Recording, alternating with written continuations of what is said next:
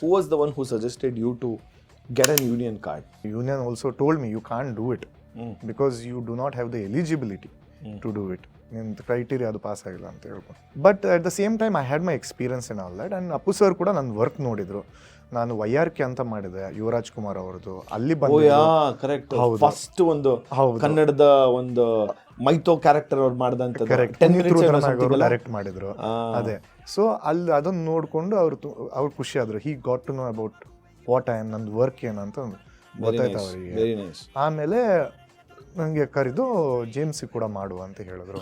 ಆವಾಗ ಗೊತ್ತಾಯಿತು, ಪ್ರಾಬ್ಲಮ್ ಗೊತ್ತಾಯ್ತು ಸರ್ಗೆ, ನಂಗೆ ಕಾರ್ಡ್ ಇಲ್ಲ ಅದು ಇದು ಅಂತ.